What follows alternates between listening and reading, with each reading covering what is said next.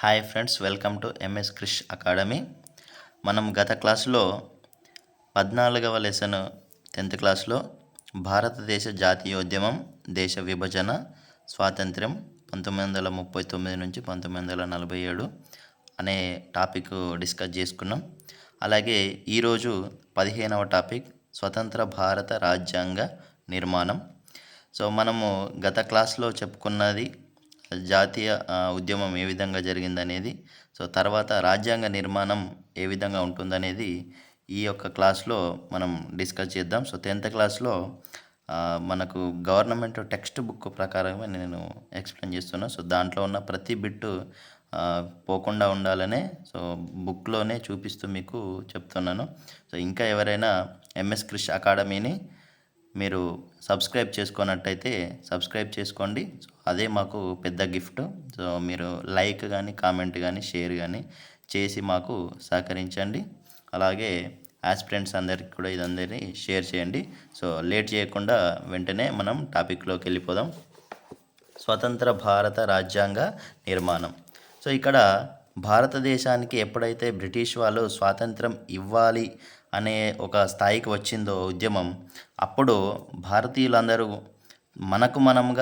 మనల్ని మనం పరిపాలించుకోవడానికి ఒక రాజ్యాంగం అనేది ఏర్పాటు చేసుకోవాల్సిన ఆవశ్యకత ఏర్పడింది. సో దీని గురించి ఇక్కడ బ్రిటిష్ పాలనలో చివరి సంవత్సరాలలో ఏదైతే రాజకీయ మార్పులు కానీ, ఉద్యమాలు కానీ జరిగినాయో ఆ ఆలోచనల్లోంచే మనకు ఈ భారత రాజ్యాంగం అనేది రూపుదిద్దుకోవడం జరిగింది. 1936 తర్వాత గాంధీ గారు ఎక్కువ రాజకీయ కార్యకలాపాల్లో ఇన్వాల్వ్ కాలేదు. సో అప్పుడు ఆయన సబర్మతి ఆశ్రమంలోనే ఉంటూ ఆయన సామాజిక కార్యక్రమాల్లో ఉంటుంటే, అప్పుడు 1936-37లో మనకు తెలుసు 1937లో శాసనసభలకు ఎన్నికలు జరిగాయని చెప్పేసి. సో ఆ టైం నుంచి రాజకీయ కార్యకలాపాలు అనేటివి ఎక్కువగా జరిగాయి. సో అందులో భాగంగానే మనకు 1946వ సంవత్సరంలో రాజ్యాంగ సభకి ఈ సభ్యులను ఎన్నుకోవడంతో ఈ రాజకీయ ప్రక్రియ అంతా రాజ్యాంగానికి సంబంధించింది. 1946 రాజ్యాంగ సభ ఏర్పడటంతో ఇది ఆగిపోయింది. సో ఆ మధ్యలో ఆ సభ్యులే అందరూ రాజ్యాంగ సభలోని సభ్యులందరూ కలిసి రాజ్యాంగాన్ని ఎన్నుకున్నారు. మరి శాసనసభలు అంటే రాష్ట్రాలకు జరిగిన ఎన్నికలలో 1946లోనే రాష్ట్రాలకి శాసనసభలకి సభ్యులను ఎన్నుకోవడం జరిగింది. అలాగే కేంద్ర సభలకు కూడా ఎన్నుకోవడం జరిగింది. సో ఈ రాజ్యాంగ సభకి ప్రజలు ఎన్నుకోలేదండి. సో ఇక్కడ శాసనసభలకు జరిగిన ఎన్నికలలో ప్రజలు సభ్యులను ఎన్నుకున్నారు, కానీ రాజ్యాంగ సభ అనేదానికి ప్రజలు నేరుగా ఎన్నుకోలేదు. కేవలం శాసనసభలలో ఉన్న సభ్యులు మళ్ళీ ఎన్నుకున్నారు. అంటే పరోక్షంగా జరిగిన ఎన్నిక, రాజ్యాంగ సభకు జరిగిన ఎన్నిక పరోక్షంగా జరిగిన ఎన్నిక. సో డైరెక్ట్గా ప్రజలు ప్రత్యక్షంగా ఎన్నుకోలేదు. దీనిలో ప్రధానమైన రాజకీయ శక్తి ఏంటిదంటే అప్పటి కాలంలో కాంగ్రెస్ పార్టీ. సో ఈ కాంగ్రెస్ పార్టీ సామాజిక వర్గాలన్నింటినీ కూడా కలుపుకొని ఐక్య భారత జాతి కోసం నిలబడింది. 2 ఎన్నికల్లో అత్యధిక స్థానాలను గెలుచుకొని ఎన్నికల రాజకీయాలలో బలం పుంజుకున్నది. సో ఇక్కడ ఈ టైంలోనే హిందూ మహాసభ కానీ, ముస్లిం లీగ్ కానీ బలపడ్డాయి. మనం గత క్లాస్లో ఇంతకుముందు చెప్పుకున్న టాపిక్లోనే చెప్పుకున్నాం. ముస్లిం లీగ్ ఈ టైంలోనే ఎందుకు అది బలోపేతమైంది, ముస్లింలందరికీ 4% మాత్రమే ముస్లింలు మద్దతు ఇచ్చిన ముస్లిం లీగ్ పార్టీకి 1946కు వచ్చేసరికి 80% పైగా మద్దతు రావడం జరిగింది. సో ఆ కారణాలన్నీ గత టాపిక్లోనే చెప్పుకున్నాం. సో ఇక్కడ బ్రిటిష్ పాలకులకు వ్యతిరేకంగా కమ్యూనిస్టు పార్టీ నాయకత్వంలో రైతుల పక్షాన ఈ కమ్యూనిస్టు పార్టీ కూడా ఎదిగింది. తమిళనాడులో రామస్వామి నాయకర్ ఆత్మగౌరవ ఉద్యమం చేపట్టిండు.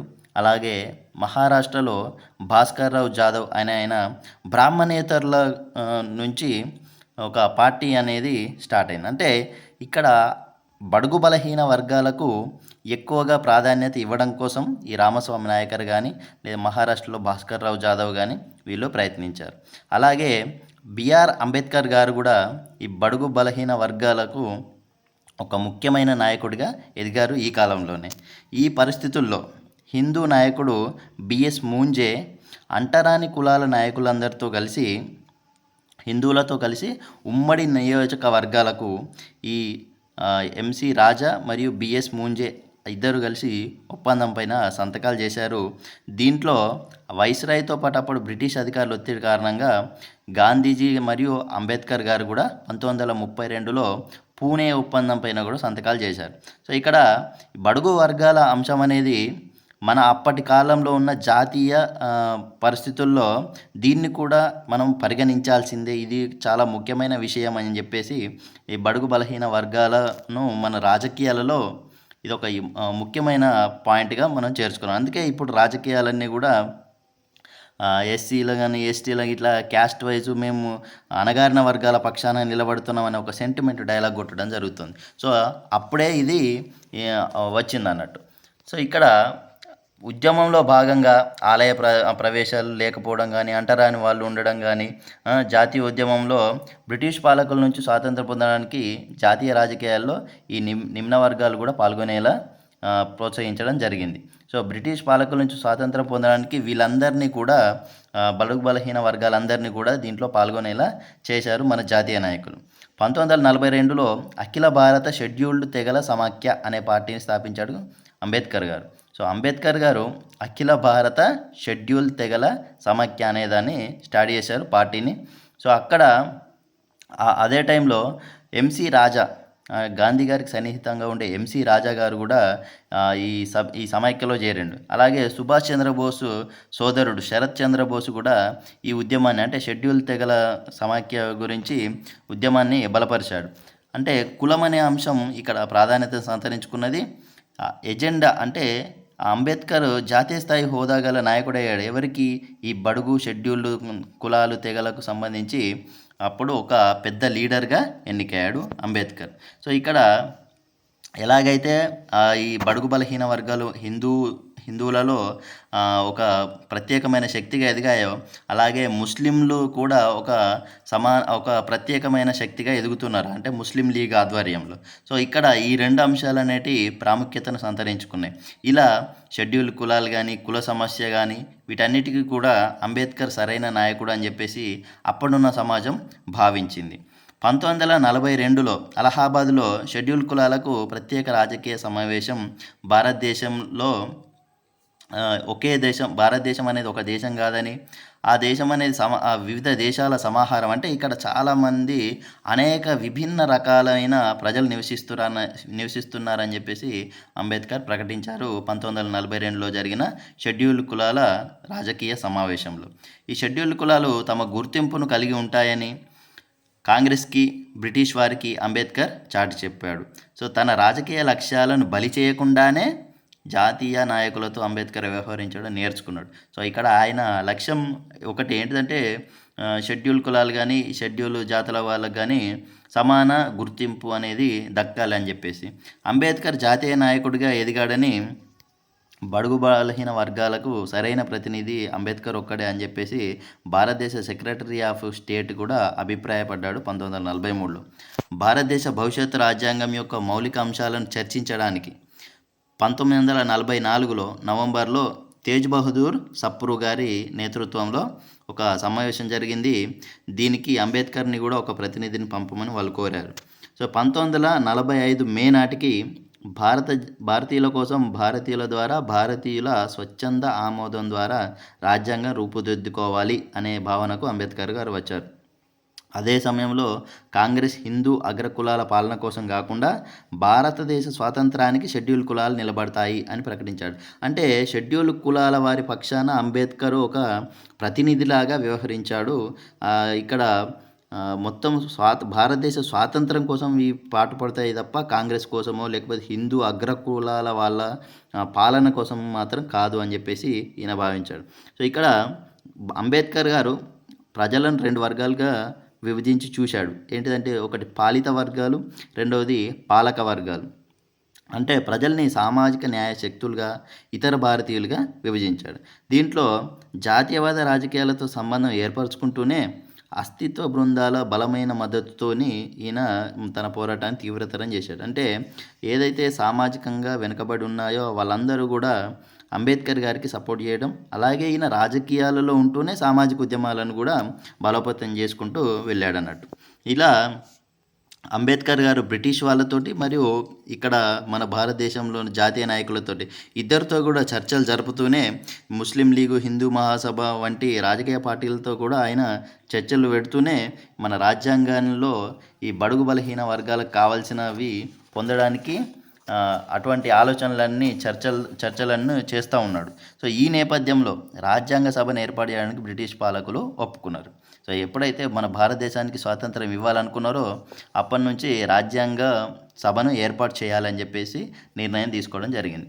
మరి పరిమిత ఓటు హక్కుతో పరోక్ష ఎన్నికల ద్వారా రాజ్యాంగ సభని ఎన్నుకునే సమయం వచ్చింది. ఎందుకంటే అప్పుడు ఉన్న పరిస్థితుల్లో దేశం అనేది చాలా ఒడిదుడుకులను ఎదుర్కొంటూ ఉన్నది. ఇక్కడ ప్రత్యక్ష ఎన్నికలు జరపడానికి చాలా కష్టం. కాబట్టి పరోక్ష ఎన్నికల ద్వారా రాజ్యాంగ సభని ఎన్నుకోవడం జరిగింది.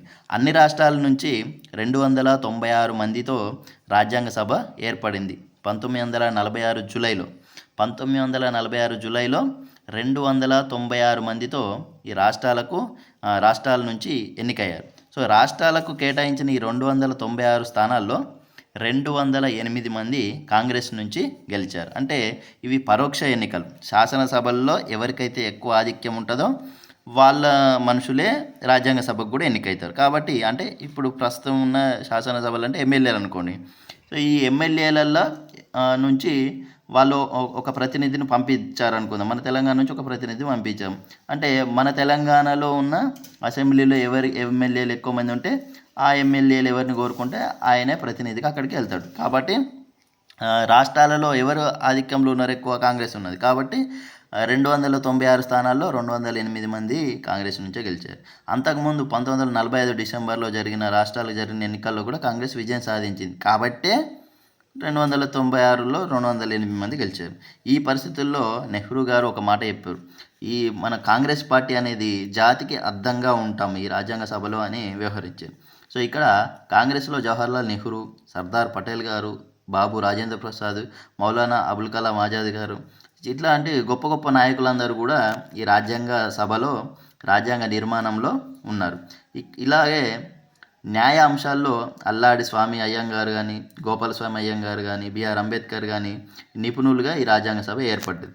సో చరిత్రకారుడు, ఆర్థికవేత్తే కాకుండా వివిధ దేశాల రాజ్యాంగాల పట్ల నిపుణుడు కావడం వల్ల అంబేద్కర్ ఇక్కడ ముఖ్య పాత్ర పోషించారు. కాంగ్రెస్ నాయకులతో సమానంగా సామాజిక వేత్తగా అలాగే రాజకీయ నాయకుడిగా అంబేద్కర్ ఎదిగారు. అన్నిటికీ మించి ఈయన జాతీయతావాదాన్ని సామాజిక న్యాయం వైపు తిప్పాడు. అంటే ఇక్కడ కేవలం మనకు స్వాతంత్రం రావడమే కాదు, మన స్వాతంత్రం వచ్చిన తర్వాత కూడా ప్రజలను పరిపాలించే విధానంలో సామాజిక న్యాయం అనేది ఉండాలి అని చెప్పేసి ఆ వైపు ఆలోచనలు కలిగించడానికి ప్రయత్నించాడు. సాంఘిక సంస్కరణ, పునరుద్ధరణలపై రాజ్యాంగం దృష్టి సారించాల్సి వచ్చింది. ఎందుకంటే అక్కడ అంబేద్కర్ గారు రాజ్యాంగ నిర్మాణంలో ఉన్నారు కాబట్టి అటువైపు ఎక్కువ కృషి చేశారు. అంబేద్కర్ గారు నిజానికి రాజ్యాంగ సభకు జరిగిన ఎన్నికలు ఓడిపోయినప్పటికీ అంబేద్కర్ గారికి ఉన్న తెలివిని, ఆయన మేధాశక్తిని దృష్టిలో పెట్టుకొని ఆయనను అంబేద్కర్ గారి అవసరం ఉంది అని చెప్పేసి రాజ్యాంగ సభకి తీసుకున్నారు. సో రాజ్యాంగ సభకి అతడు మొదట బెంగాల్ నుంచి, తర్వాత ముంబై నుంచి ప్రాతినిధ్యం వహించాడు. ఈ విధంగా ఏర్పడిన రాజ్యాంగ సభ 2 లక్ష్యాలు నిర్ధారించుకుంది.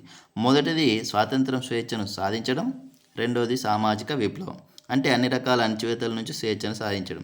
ఇక మూడో లక్ష్యంగా ఆదిమ కాలం నుంచి వస్తున్న గ్రామీణ ఆర్థిక వ్యవస్థ నుంచి శాస్త్రీయ ప్రణాళికాబద్ధమైన వ్యవసాయం, పరిశ్రమలను ఆర్థిక విప్లవాన్ని సర్వేపల్లి రాధాకృష్ణన్ గారు ప్రతిపాదించారు. అంటే గ్రామీణ ఆర్థిక వ్యవస్థను, కుటీర పరిశ్రమలను ఒక ప్రణాళికాబద్ధంగా వ్యవసాయం, పరిశ్రమలకు మారేలాగా ఆర్థిక విప్లవాన్ని తీసుకురావాలి అని చెప్పేసి రాధాకృష్ణన్ గారు ప్రతిపాదించారు. సో గ్రామీణ చేతి వృత్తులు, రైతాంగ ఆర్థిక వ్యవస్థ ఆధారిత ఆర్థిక ప్రణాళిక గురించి రాష్ట్ర శాసనసభలు, పార్లమెంటుకి ఎన్నికల గురించి ఆలోచన చేశారు. కానీ ఆధునిక పరిశ్రమల ఆధారిత ఆర్థిక వ్యవస్థ వైపే ఎక్కువ మంది అంగీకారం తెలిపారు. అంటే ఆధునిక పరిశ్రమలు, కొత్త పరిశ్రమలు, యంత్రాలతో పరిశ్రమలు ఇటువంటివి వస్తేనే డెవలప్మెంట్ జరుగుతుందని చెప్పేసి పార్లమెంటు ఎన్నికల పార్లమెంట్ ఎన్నికలు బ్రిటిష్ తరహాలో పార్లమెంట్ ఎన్నికలు ఉండాలి, అలాగే ఆధునిక పరిశ్రమలు ఉండాలని చెప్పేసి ఎక్కువ మంది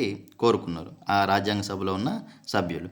భారతదేశం ఒక రాజ్యాంగం, ఒక జెండా, ఒక రాజకీయ దేశంగా ఉండడానికి అందరు సభ్యులు కూడా అంగీకరించాలి. అంటే భారతదేశంలో అన్ని ప్లేసులకు కూడా ఒకటే రాజ్యాంగం అమల్లో ఉండాలి, ఒకటే జెండా ఉండాలి భారతదేశం మొత్తంలో అన్ని ప్రదేశాలకి, అన్ని రాష్ట్రాలకి, అలాగే ఒకటే రాజకీయ దేశంగా ఉండాలని చెప్పేసి అందరు సభ్యులు ఏకాభిప్రాయాన్ని తెలియజేశారు. ఇదంతా భారతదేశం ఒక దేశంగా ఉండక ముందు అండి. అంటే ఒక దేశంగా ఇదంతా ఏర్పడక ముందు, ఇంత వ్యవస్థ అనేది ఏర్పడక ముందు, కాబట్టి మనం ఆ విధంగా ఆలోచించాలి. మొత్తం మీద సామాజిక న్యాయం ఎజెండాని సభ్యులందరూ కూడా అంగీకరించారు. అంటే సామాజిక న్యాయం, అందరికీ కూడా సమానమైన న్యాయం అనేది జరగాలి. సామాజికంగా అందరూ కూడా ఒకే విధంగా లేరు అప్పటి సమాజంలో, ఇప్పటి సమాజంలో కావచ్చు. కాబట్టి రాజ్యాంగ సభ ఏర్పడిన తర్వాత సామాజిక న్యాయానికి ఈ సామాజిక న్యాయం ఉండాలని చెప్పేసి ఉద్దేశాల తీర్మానాన్ని జవహర్లాల్ నెహ్రూ గారు ప్రతిపాదించారు. ఈ ఉద్దేశాల తీర్మానం అనేది సామాజికంగా, ఆర్థికంగా, రాజకీయంగా ఎవరైతే వెనుకబడి ఉన్నారో వాళ్ళందరికీ కూడా సామాజిక న్యాయము కల్పించడమే మన ప్రథమ ఉద్దేశం అని దాంట్లో పేర్కొన్నాడు. సో 1940 కాలంలో ఈ జాతీయవాదానికి ప్రజా ఉద్యమాలు కూడా చాలా వరకు మలుపు తిప్పినాయి అన్నట్టు. సో ఇక్కడ ప్రజా ఉద్యమాల్లో అంటరానితనం కానీ, ఇంకేదైనా చాలా సమస్యలు కానీ, ఇవన్నీ చర్చకు వచ్చినాయి. కాబట్టి ఇక్కడ అన్ని మతాలకు కానీ, అన్ని కులాలకు కానీ, జాతీయవాదంలో భాగమైన ఈ ఉద్యమాలు, సిద్ధాంతాలు ఇవన్నీ కూడా రాజ్యాంగంలో కొన్ని పాయింట్స్ పెట్టడానికి ఇవన్నీ కూడా కారణంగా నిలిచింది అన్నట్టు. సో ఇక్కడ ఉద్దేశాల తీర్మానంలో జవహర్లాల్ నెహ్రూ గారు చెప్పిన దాంట్లో ఉద్దేశాల తీర్మానం యొక్క మౌలిక లక్ష్యం జాతీయ ఉద్యమంలో చివరి సంవత్సరాల్లో జరిగిన సందర్భాలను బట్టి అది ఏర్పరచడం జరిగింది. అంటే భారతదేశం ఒక్క జాతిగా చేయడానికి అన్ని అస్తిత్వ బృందాలు, అంటే ఒక్కొక్కరు ఒక్కొక్క దానికోసం ఒక్కొక్క సామాజిక సమస్య మీద పోరాటం చేస్తున్నారు. కాబట్టి అన్ని అస్తిత్వ బృందాల అవసరాలను కూడా తీర్చాలి అనే నిర్ణయానికి నెహ్రూ గారు వచ్చారు. అంటే కొందరు బడుగు బలహీన వర్గాల గురించి కానీ, కొందరు అస్పృశ్యత నివారణ కోసం కానీ, కొందరు కొన్ని హక్కుల గురించి కానీ ఇట్లా పోరాడుతూ ఉన్నారు. సో కాబట్టి అన్ని రకాల, అంటే స్త్రీల సమస్యల పోరాటం కానీ, సో ఇట్లా అన్ని అస్తిత్వ బృందాలు తమ ఉనికి కోసం ఏదైతే పోరాడుతున్నాయో అన్ని బృందాలకు కూడా న్యాయం చేకూరేలాగా రాజ్యాంగం ఉండాలి అని చెప్పేసి ఉద్దేశాల తీర్మానంలో నెహ్రూ గారు ప్రతిపాదించారు. ఈ భారతదేశ రాజ్యాంగ నిర్మాణం అనేది మరి ఏ విధంగా జరిగింది? భారతదేశానికి స్వాతంత్రం ఇవ్వాలని బ్రిటిష్ వాళ్ళు నిర్ణయించుకున్నారు. వాళ్ళకు మన దేశానికి దీర్ఘకాల లక్ష్యాలు నిర్ధారించుకోవడానికి మనకు కొత్త రాజ్యాంగం అవసరం. అంటే ఇప్పటి కాలం వరకు, అంటే 1947లో మనకు రాజ్యాంగం ఏర్పాటు చేసుకుంటే అది చాలా సంవత్సరాలు ఉండాల్సి ఉంటుంది. అంటే ఆ సంవత్సరాలన్నిటికి కూడా మన దేశం ఎటువైపు పయనించాలి, మన దేశంలో ఏమేమి కావాలి, ఏమేమి ఉన్నాయి, అటువంటి అన్ని దీర్ఘకాల లక్ష్యాలను నిర్ధారించుకో, మన ప్రజల పరిస్థితి ఏంటిది, మనం ఎక్కడున్నాం అనేది నిర్ణయించుకోవడానికి మనకు ఒక రాజ్యాంగం కావాలి. సో దీనికోసం 1946లో రాష్ట్రాలకు ఎన్నికలు జరిగినాయి. ఆ తర్వాత రాజ్యాంగ సభకు కూడా ఎన్నికలు జరిగినాయి. ఈ రాజ్యాంగ సభ సభ్యులను రాష్ట్ర శాసనసభలు పరోక్షంగా ఎన్నుకున్నాయని మనం ఇంతకుముందే చెప్పుకున్నాం. 1946లో ఏర్పాటైన క్యాబినెట్ మిషన్ ప్రతి రాష్ట్రానికి, ప్రతి సంస్థానానికి, అంటే ఇక్కడ గుర్తుపెట్టుకోండి, అప్పటి కాలంలో ఇప్పుడున్నట్టు 28 రాష్ట్రాలుగా ఇట్లా లేదు. సో కొన్ని రాష్ట్రాలు ఉన్నాయి, అలాగే కొన్ని సంస్థానాలు ఉన్నాయి. అంటే కొంతమంది జమీందారులలాగా, కొంతమంది రాజుల్లాగా కొంత ప్రాంతాన్ని పరిపాలించే వాళ్ళు ఉన్నారు, వాళ్ళు స్వతంత్రంగా ఉంటారు. సో ఇట్లా కొన్ని రాష్ట్రాలు, కొన్ని సంస్థానాలు ఇట్లా అన్నీ కలిసి ఉన్నాయి మన భారతదేశంలో. సో అప్పుడు వీళ్ళు 1946లో ప్రతి రాష్ట్రం నుంచి, ప్రతి సంస్థానం నుంచి కొంతమందిని రాజ్యాంగ సభకు పంపించమని చెప్పేసి వీళ్ళు కొన్ని స్థానాలను కేటాయించారు. సో ఇలా రాష్ట్రాల నుంచి 292 మంది సభ్యుల్ని ఎన్నుకున్నారు. అలాగే సంస్థానాల నుంచి 93 మంది సభ్యులను తీసుకున్నారు. మరి రాష్ట్రాలకు పంపించే సభ్యుల్లో, రాష్ట్రాల నుండి రాజ్యాంగ సభకు పంపించిన సభ్యులు ఎలా వచ్చారు? అక్కడున్న శాసనసభలు పరోక్షంగా ఎన్నుకున్న ఆ శాసనసభల్లో ఉన్న ఆ వ్యక్తులు, అంటే ఎమ్మెల్యేలు అనుకోండి. సో ఆ ఎమ్మెల్యేలు ఎన్నుకున్న వాళ్ళు రాజ్యాంగ సభకు వచ్చారు. కానీ సంస్థానాలలో కేవలం రాజే ఉంటాడు. అంటే ఇట్లా మంత్రులు, ఎమ్మెల్యేలు ఇవన్నీ ఎలక్షన్లు ఇవన్నీ ఉండేవి. కానీ వాళ్ళను చర్చల ద్వారా, సంప్రదింపుల ద్వారా ఆ రాష్ట్రం నుంచి ఎవరొస్తే బాగుంటదనేది అట్లా డిస్కషన్ చేసి, వాళ్ళలో మేధావులైన వాళ్ళను, అట్లా అన్ని సామాజిక సమస్యల గురించి తెలిసిన వాళ్ళను, సో అటువంటి వాళ్ళను సంస్థానాలు 93 మందిని పంపించడం జరిగింది. సో ఇక్కడ ప్రతి రాష్ట్రం నుంచి ఎన్నికయ్యే సభ్యుల్లో ఆ రాష్ట్రాలలో అన్ని రకాల వాళ్ళకు చెందిన వాళ్ళు ఉండే విధంగా చూసుకున్నాం. అంటే ఆ ప్రతినిధులలో కొందరు ముస్లింలు గానీ, కొందరు హిందువులు, కొందరు సిక్కులు, కొందరు నిమ్న వర్గాల వాళ్ళు ఇట్లా అన్ని రకాల మంది అంటే ప్రతినిధులు ఉండేలాగా రాష్ట్రాల నుంచి పంపించారు. ఈ రాజ్యాంగ సభలో షెడ్యూల్డ్ కులాలకు చెందిన వాళ్ళు ఎంతమంది ఉన్నారంటే 26 మంది. సో రాజ్యాంగ సభ అనేది మీరు గుర్తుపెట్టుకోండి, రాజ్యాంగాన్ని ఏర్పాటు చేయడం కోసం, చర్చలు చేయడం కోసం, రాజ్యాంగానికి ఒక తుది రూపును తీసుకురావడం కోసం చాలామంది మేధావులతో కలిసి ఏర్పడిన ఒక సభ. ఈ రాజ్యాంగ సభలో షెడ్యూల్డ్ కులాలకు చెందిన వారు 26 మంది. అంటే భారతదేశం మొత్తం మీద అన్ని రాష్ట్రాలు పంపిన వాళ్ళలో, సంస్థానాలు పంపిన వాళ్ళలో అందరినీ కలిపి తీసుకుంటే దీంట్లో 26 మంది షెడ్యూల్డ్ కులాల వాళ్ళకు సంబంధించిన వాళ్ళు ఉన్నారు. రాష్ట్రాల శాసనసభల్లో ఎన్నికలు నిర్వహించారు.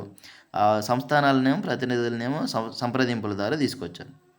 సో మొత్తం మీద అన్ని రాష్ట్రాలలో ఎక్కువ శాతం భారత జాతీయ కాంగ్రెస్ వాళ్ళే ఉన్నారు కాబట్టి 69% సీట్లతో భారత జాతీయ కాంగ్రెస్ అతిపెద్ద పార్టీ. అంటే రాజ్యాంగ సభలో ఎక్కువ శాతం వాటా ఎవరి తరపు నుంచి మంది ఉన్నారు అంటే ఈ రాజ్యాంగ నిర్మాణంలో 69% మంది భారత జాతీయ కాంగ్రెస్ వాళ్ళే ఉన్నారు. ఆ తర్వాత ముస్లింలకు కేటాయించిన స్థానాల్లో అధిక శాతం ముస్లిం గెలుచుకున్నది కాబట్టి అక్కడి నుంచి ఎక్కువ శాతం మంది ఉన్నారు సెకండ్ ప్లేస్. సో మొదట్లో బ్రిటిష్ ఇండియాకు చెందిన అన్ని ప్రాంతాల సభ్యులతో దీంట్లో ఉన్నారు. కానీ 1947 ఆగస్టు 14న పాకిస్తాన్ ఏర్పడ్డది. ఆగస్టు 15న మన భారతదేశంగా విడిపోయింది. సో అప్పుడు ఏమైంది, మన రాజ్యాంగ సభ అనేది పాకిస్తాన్ ఏర్పడక ముందు, అంటే పాకిస్తాన్ కూడా మన దాంట్లోనే ఉండే రాజ్యాంగ సభ ఏర్పడినప్పుడు. కాబట్టి రాజ్యాంగ సభలో పాకిస్తాన్ నుంచి, అలాగే భారతదేశం నుంచి, సంస్థానాల నుంచి అందరూ కూడా రాజ్యాంగ సభకు ఎన్నికయ్యారు. 1947 ఆగస్టు 14 ఎప్పుడైతే పాకిస్తాన్గా విడిపోయిందో అప్పుడు పాకిస్తాన్కి సంబంధించిన వాళ్ళందరూ పాకిస్తాన్ రాజ్యాంగ సభగా ఏర్పడ్డారు. ఆ మిగతా వాళ్ళందరూ కూడా భారతదేశం రాజ్యాంగ సభగా ఉన్నారన్నట్టు. సో ఇక్కడ రాజ్యాంగ సభను వయోజనులందరికీ కల్పించి మనకు 18 సంవత్సరాలు వస్తే ఓటు హక్కు ఇస్తారు కాబట్టి ఆ ఓటు హక్కుతోటి ఆ సభలో ఉన్న సభ్యులందరిని ఎన్నుకోలేదు. దీనికి ఎన్నికలు పరోక్షంగా జరిగాయి. అంటే భారత సమాజంలో అన్ని వర్గాలకు ఇది ప్రాతినిధ్యం వహించడం లేదు.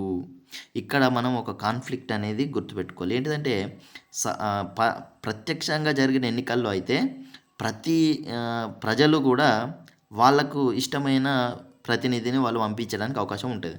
కానీ ప్రత్యక్షంగా జరగలేదు, అక్కడ పరోక్షంగా జరిగింది. అంటే అప్పటి ప్రజల్లో కేవలం 10% ప్రజలే శాసనసభలకు ఓటు వేసేవాళ్ళు. ఆ 10% ఓటు వేసి గెలిపించిన ఆ శాసనసభ సభ్యులు మళ్ళీ వాళ్ళు అందరు కలిసి కొంతమంది ప్రతినిధులను పంపిల్లు. ఇక్కడ ప్రజలు పంపలేదు, ప్రజలే 10% శాసనసభ్యులకు వేసి ఎమ్మెల్యేలను గెలిపించారు. ఆ ఎమ్మెల్యేలు అందరు కలిసి మళ్ళీ కొంతమందిని రాజ్యాంగ సభకు పంపించారు. సో అలాగే సంస్థానాలలో కూడా అసలు ఎన్నికలే జరగలేదు. ఈ విధంగా కేవలం చర్చల ద్వారానే వాళ్ళని కొంతమందిని తీసుకున్నారు. సో స్వాతంత్రం పొందనున్న నేపథ్యంలో, ఇంకా అప్పటికి స్వాతంత్రం రాలేదండి, 1946లోనే ఇది ఏర్పడ్డది. సో తీవ్రమైన రాజకీయ కార్యకలాపాలు ఉన్నాయి, ప్రజల మధ్యలో చాలా ఘర్షణలు ఉన్నాయి. భారతదేశం ఇట్లా విడిపోతుంది పాకిస్తాన్గా, భారతదేశంగా.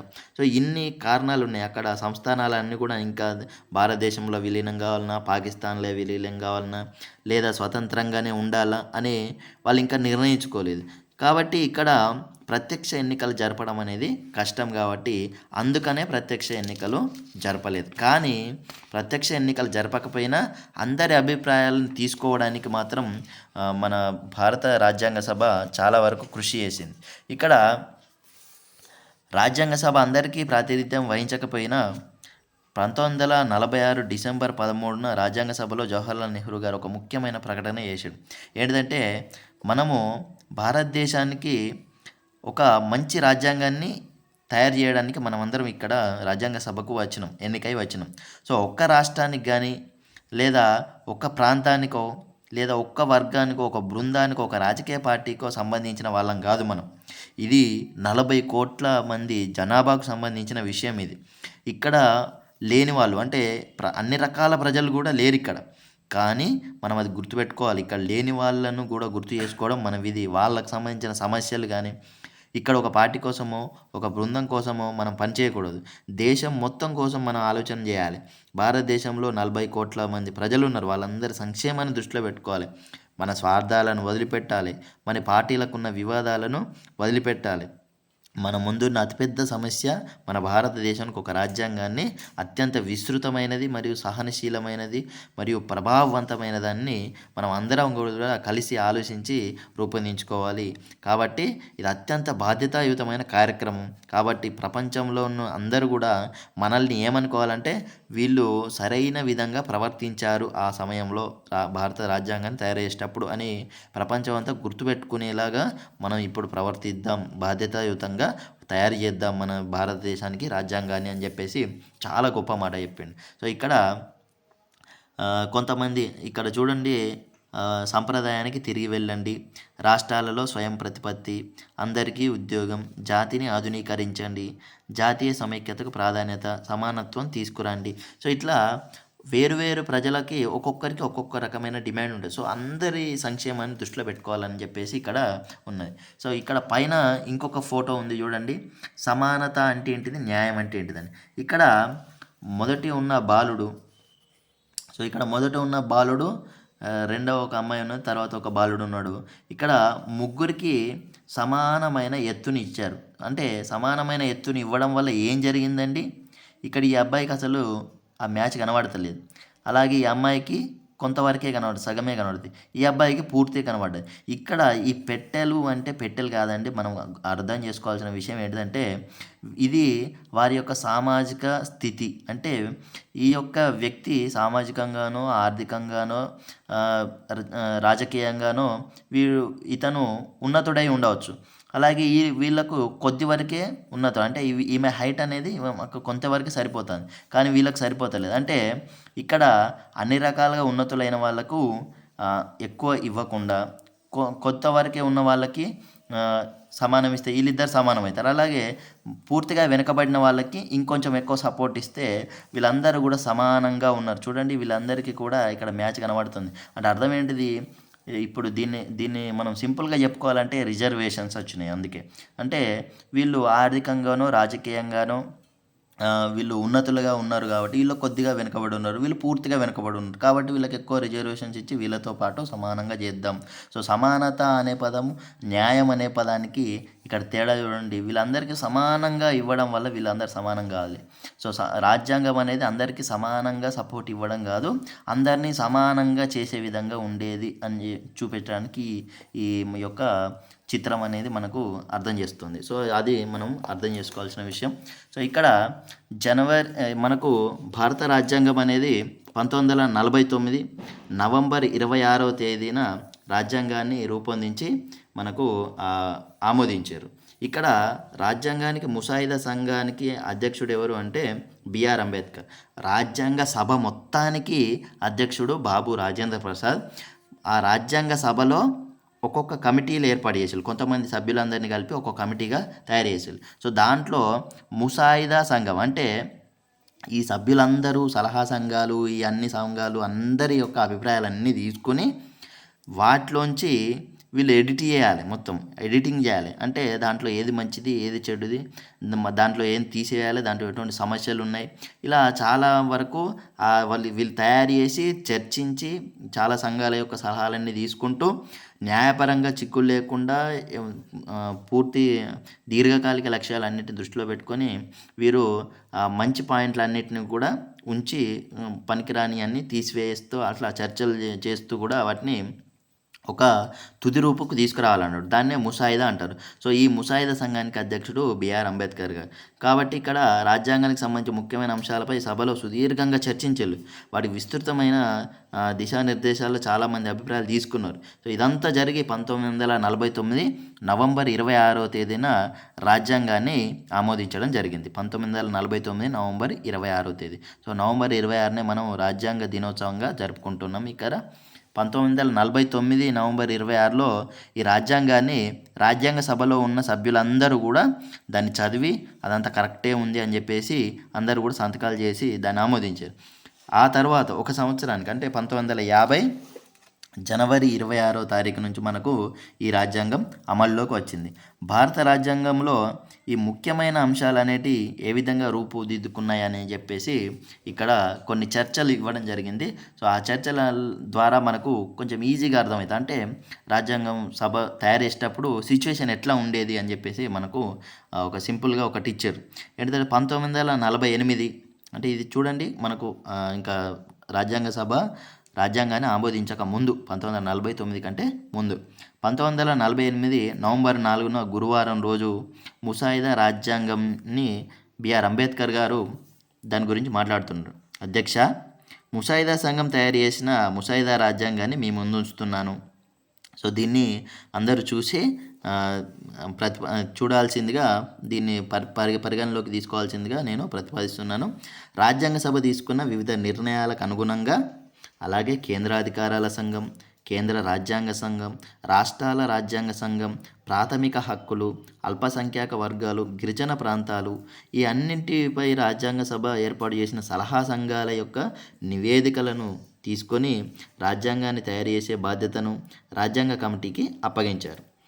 కొన్ని విషయాల్లో భారత ప్రభుత్వ చట్టం 1935లో అంశాలను అనుసరించాలి అని కూడా రాజ్యాంగ సభ నిర్దేశించింది. సో ఇక్కడ మనం పైన చెప్పుకున్న కమిటీలన్నీ కూడా రాజ్యాంగ సభలో ఉన్న వ్యక్తులతోటి కొంతమందిని ఒక్కొక్క కమిటీగా చేసేరు. సో వాళ్ళందరూ ఒక్కొక్క విషయం పట్ల వాళ్ళు చర్చలు చేయడం, వాళ్ళు పరిశోధించడం, ఈ విధంగా చేసి వాళ్ళందరూ చర్చించిన తర్వాత వాళ్ళు కొన్ని పాయింట్స్ ఇస్తే ఆ పాయింట్లను వీళ్ళు ముసాయిదా సంఘం వాళ్ళు మళ్ళీ తనిఖీ చేసి మొత్తం అంతా డీటెయిల్గా చూస్తారన్నట్టు. సో ముసాయిదా రాజ్యాంగం అనేది నిజాయితీతో ఆ విషయాలన్నిటిని కూడా పాటించి మీ ముందు పెట్టడం జరిగింది. ఈ ముసాయిదా రాజ్యాంగం చాలా పెద్దది. దీంట్లో 395 అధికరణాలు ఉన్నాయి, 8 షెడ్యూళ్ళు ఉన్నాయి. సో ఇప్పుడైతే 448 ఆర్టికల్స్, 12 షెడ్యూళ్ళు ఉన్నాయి. సో అప్పటి కాలంలో 395 ఉన్నాయి. సో ముసాయిదా రాజ్యాంగం అంత పెద్ద రాజ్యాంగం ఉన్న దేశం మరొకటి లేదు అని ఒప్పుకోవాలి. ఎందుకంటే ఈ ముసాయిదా రాజ్యాంగాన్ని చాలా దేశాల రాజ్యాంగాలన్నింటిని కూడా పరిశీలించి, అలాగే 1935 భారత ప్రభుత్వ చట్టం బ్రిటిష్ వాళ్ళు చేసింది ఇది, కానీ దాంట్లోంచి కూడా మనం చాలా విషయాల్ని తీసుకున్నాం మన భారత రాజ్యాంగాన్ని తయారు చేసేటప్పుడు. అలా తయారు చేసుకొని 8 నెలల పాటు ప్రజల ముందు ఉంచారు. దాంట్లో అంశాలపైన ఏదైనా వ్యతిరేకంగా చెప్పాలనుకున్న, వాళ్ళ అభిప్రాయాలను తెలపాలనుకున్న, స్పందనలు తెలపడానికి చాలామందికి కూడా 8 నెలల పాటు ప్రజలందరికీ కూడా అవకాశం ఇవ్వడం జరిగింది. సో వీళ్ళందరూ కూడా వార్తాపత్రికలలోనో లేదా ఇంకా రేడియో ద్వారానో లేదా వాళ్ళ ప్రతినిధుల ద్వారానో వాళ్ళందరితో కూడా చర్చలు చేసి వాళ్ళ అభిప్రాయాలని పంపిస్తే ఇంకా దానికి ఏమైనా సవరణలు చేయాల్సిన అవసరం ఉందా అని లేదా అనేది కూడా రాజ్యాంగ సభలో చర్చించాలి. అంటే సో ప్రజలందరి అభిప్రాయాలను కూడా తీసుకోవడం జరిగింది. ఇక్కడ రాజకీయ వ్యవస్థకు సంబంధించి ఇతర దేశాల అనుభవాలను కూడా తీసుకున్నారు. అంబేద్కర్ ఇతర రాజ్యాంగాల నుంచి చాలా వరకు తీసుకొచ్చిన వాటిని అన్నిటిని కూడా వివరించింది. సో ఇక్కడ భారత రాజ్యాంగం అనేది చాలా దేశాల యొక్క కొన్ని పాయింట్లను తీసుకుంది అని చెప్పేసి అంబేద్కర్ గారు వివరించారన్నట్టు. రాజ్యాంగాన్ని ఆయన ఏం వివరించిందంటే పార్లమెంటరీ వ్యవస్థ, దీన్ని ఎక్కడి నుంచి తీసుకొచ్చినాం అనేది ఆయన చెప్పిండు. ఎక్కడి నుంచి అంటే రాజ్యాంగాన్ని ఒక పిల్లానికి ఇచ్చినాం అనుకోండి, ఫస్ట్ ఆయన 2 ప్రశ్నలు వేస్తాడు. ఇది ఆయన మాటలు, అంబేద్కర్ గారి మాటలు. సో ఆ పిల్లానికి ఇస్తే ఆయన ఫస్ట్ ఏం అడుగుతాడంటే ఈ యొక్క ప్రభుత్వ రూపం ఎటువంటిది, రాజ్యాంగ రూపం ఏంటిది. సో ఇక్కడ నేను మొదటి ప్రశ్నతో మొదలు పెడతాను అని అంబేద్కర్ గారు చెప్పాడు. ఏంటిదట అంటే ప్రభుత్వ రూపం అనేది ఎట్లుంటుంది అనేది చెప్పిండు. ఎట్లుంటుందంట, రాజ్యాంగ ముసాయిదాలో భారత సమాఖ్య అధిపతిగా అధ్యక్షుడు ఉంటాడు. సో ఇక్కడ మీరు అధ్యక్షుడు అంటే ఏం గుర్తుపెట్టుకోవాలంటే మన రాష్ట్రపతి అండి. సో ఇక్కడ ప్రధానమంత్రి అయితే కాదు, రాష్ట్రపతి. అధిపతి అంటే రాష్ట్రపతి. మన భారతదేశానికి అధిపతి అంటే నో డౌట్ ఫస్ట్ సిటిజన్, మనకు భారతదేశానికి మొదటి పౌరుడు రాష్ట్రపతి అవుతాడు. సో ఇక్కడ భారత సమాఖ్య అంటే అన్ని రాష్ట్రాలన్నీ కలిపి ఒక దేశంగా భారత సమాఖ్య అధిపతిగా అధ్యక్షుడు ఉంటారు. ఈ పేరు అమెరికా అధ్యక్షుడిని గుర్తుకు తెస్తుంది కదా, కానీ ఒక పేరుకు తప్ప భారత ముసాయిదా రాజ్యాంగానికి కానీ అమెరికా ప్రభుత్వానికి కానీ ఎటువంటి ఒక పోలిక లేదు. భారత ముసాయిదా రాజ్యాంగంలో ప్రతిపాదించిన ప్రభుత్వం వేరే రకంగా ఉంటుంది. అమెరికాలో ఉన్న అధ్యక్ష తరహా ప్రభుత్వం వేరే ఉంటుంది. కానీ అధ్యక్షుడు అనే పేరునైనా ప్రతిపాదించాడు. ఇక్కడ ఈ రెండిటికి తేడా ఏంటితో చెప్పిండు ఆయన. ఏం చెప్పిండు? అమెరికాలో అధ్యక్ష తరహా ప్రభుత్వం ఉన్నది. అక్కడ కార్యనిర్వాహక వర్గానికి అధిపతి అధ్యక్షుడు. అంటే ఇక్కడ పరిపాలనా బాధ్యత కూడా ఆయన పేరునే. కానీ ముసాయిదా రాజ్యాంగంలో అధ్యక్షుడు బ్రిటిషు రాజ్యాంగంలో ఎట్లయితే రాజు ఉంటాడో, అంటే కేవలం రాజు పక్కకుంటాడు, ఆయన పేరు మీద నడుస్తుంది అంతా. అట్లనే మన దేశంలో కూడా కేవలం రాష్ట్రపతి పేరు మీద, అంటే అధ్యక్షుని పేరు మీద నడుస్తుంది. కానీ కార్యనిర్వాహక వర్గం అంటే మంత్రిమండలి కానీ ఇదంతా ఆయన చేతులు ఉండదు. కేవలం ఆయన రాజ్యానికి అధిపతిగానే ఉంటాడు. సో అతడు దేశానికి ప్రాతినిధ్యం వహిస్తాడు కానీ దేశాన్ని పరిపాలించాడు అని చెప్పిండు. సో ఇప్పుడు కూడా నడిచేది అదే కదండి. మనకు రాష్ట్రపతి పేరుకుంటాడు, నామమాత్రంగా ఉంటాడు అంతే. ఆయన పేరు మీద అన్ని జీవోలు కానీ అన్నీ కూడా ఆయన పేరు మీదే విడుదలవుతాయి. కానీ పరిపాలించేది మాత్రం మనందరికీ తెలుసు ప్రధానమంత్రి, మంత్రులు మాత్రమే పరిపాలిస్తారు. సో అలాగే అతడు దేశానికి ప్రతీకగా ఉంటాడు. పరిపాలనలో అతడి స్థానం అలంకారప్రాయం, కేవలం అలంకారానికి మాత్రం పనికొస్తాడు. అతడి ముద్ర ద్వారా దేశ నిర్ణయాలు తెలుపుతారు. అతన్ని పేరు మీదనే నడుస్తుంది దేశం. ఆయన దేశానికి ప్రతీకగా ఉంటాడు. ఆయన సంతకం పెడితేనే ఏ చట్టమైనా అమల్లోకి వస్తుంది. ఆయన పేరు లేకుండా ఏది కూడా జరగదు. కానీ కేవలం అధికారం మాత్రం అలా మంత్రుల చేతుల్లోనే ఉంటుంది. కార్యనిర్వాహక వర్గం అంటే అది. సో అమెరికా రాజ్యాంగం ప్రకారం అధ్యక్షుని కింద వివిధ శాఖలకు బాధ్యత వహిస్తూ సెక్రటరీలు ఉంటారు. మన దేశంలో లెక్కనే అక్కడ కూడా అధ్యక్షుని కింద సెక్రటరీలు ఉంటారు. అంటే అదేవిధంగా భారత సమైక్య అధ్యక్షుని కింద కూడా మంత్రులు ఉంటారు. ఈ రెండింటికి తేడా ఏంటిదంటే అక్కడ అధ్యక్షుడు ఆ సెక్రటరీల మాట వినాలి అనేది ఉండదు. కానీ ఇక్కడ మాత్రం మన రాష్ట్రపతి స్వయంగా నిర్ణయాలు తీసుకోలేడు.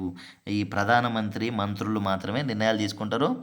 వీళ్ళ మాటకు ఆయనే కట్టుబడి ఉండాలి. రాష్ట్రపతి కట్టుబడి ఉంటాడు, అధ్యక్షుడే కట్టుబడి ఉండాలి. కానీ అక్కడ మాత్రం అధ్యక్షుడు స్వతంత్ర నిర్ణయాలు తీసుకునే అవకాశం ఉంటుంది. ఇక్కడ రాష్ట్రపతి స్వతంత్ర నిర్ణయాలు తీసుకునే దానికి అవకాశమే లేదు. ఏ సెక్రటరీనైనా అక్కడ సెక్రటరీ అంటే ఇక్కడ మన దగ్గర మంత్రి లెక్క అన్నట్టు, అమెరికాలో సెక్రటరీ అంటారు. సో అధ్యక్షుడు ఏ సెక్రటరీనైనా కూడా తీసేయచ్చు ఎప్పుడైనా. కానీ మన దగ్గర మాత్రం ప్రధానమంత్రిని రాష్ట్రపతి తీసేయలేడు. ఎందుకంటే పార్లమెంట్లో మెజారిటీ మద్దతు ఉన్నంత వరకు కూడా భారత సమైక్య అధ్యక్షుడు మంత్రులను తొలగించలేడు.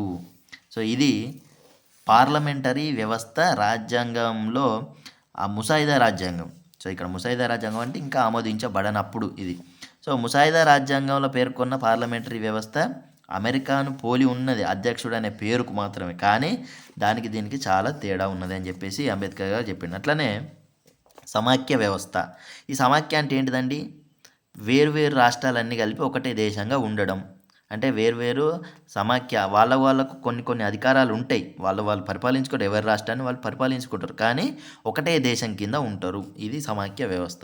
సో దీంట్లో చరిత్రలో ముఖ్యంగా 2 రకాల రాజ్యాంగ రూపాలు ఉన్నాయి. ఒకటి ఏకీకృత విధానం, రెండోది సమాఖ్య విధానం.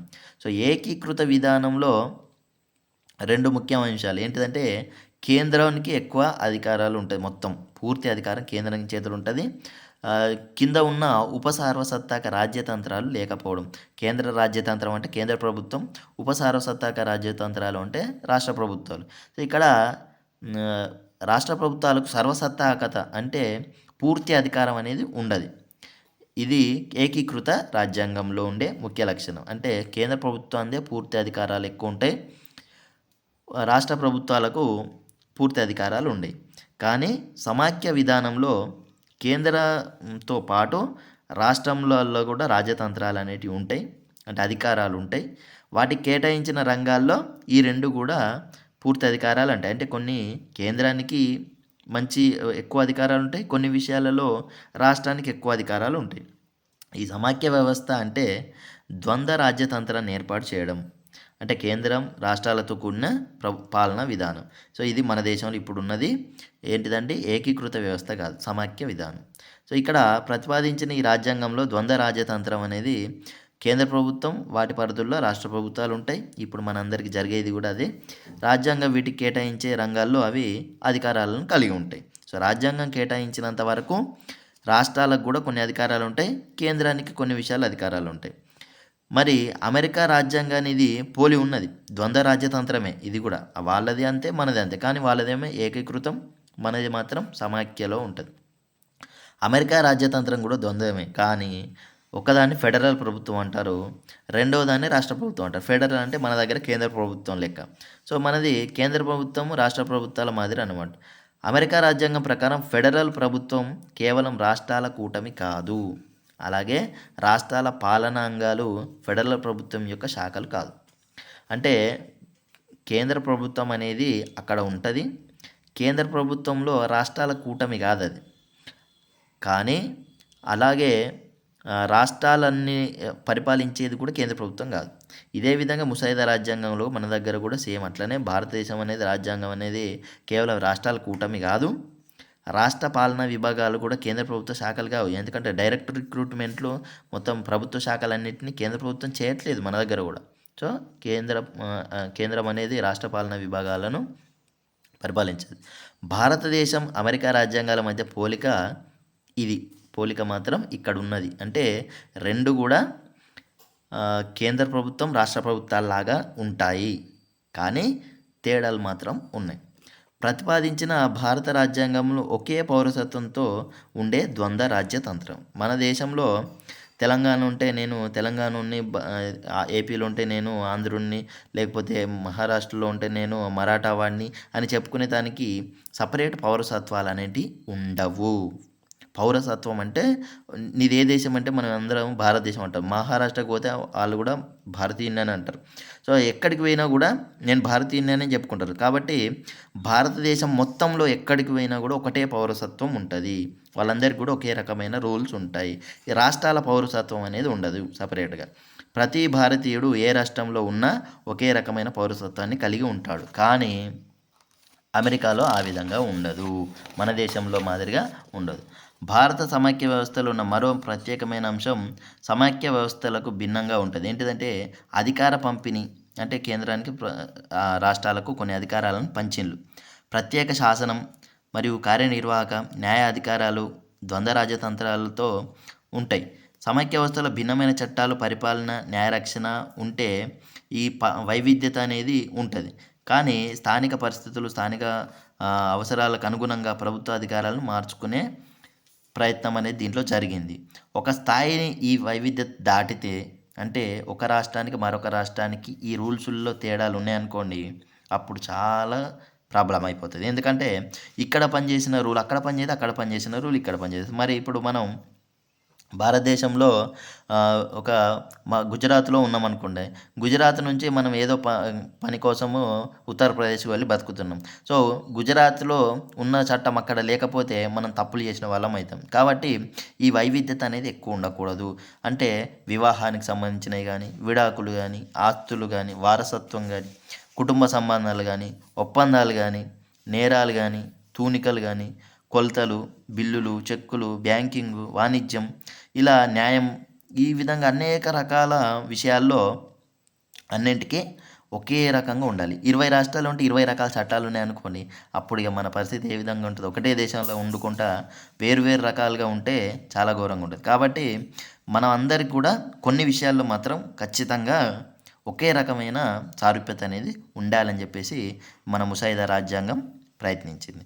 సో ఇక్కడ ముసాయిదా రాజ్యాంగం 3 విధానాలను అవలంబించింది. అవేంటిదంటే ఒకటే న్యాయ వ్యవస్థ. అంటే న్యాయ వ్యవస్థ అనేది భారతదేశం మొత్తానికి కూడా ఒకటే.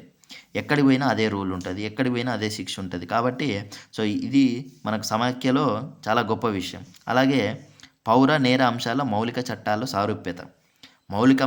ముఖ్యమైన అంశాల్లో పౌర చట్టం అంటే ఐపీసీ కానీ, సిఆర్పిసి కానీ ఇటువంటివి భారతదేశంలో అన్ని రాష్ట్రాల్లో కూడా సేమ్ ఉంటాయి. అలాగే ముఖ్యమైన పదవుల్లో నియమించడానికి దేశమంతటికి అఖిల భారత సివిల్ సర్వీసెస్.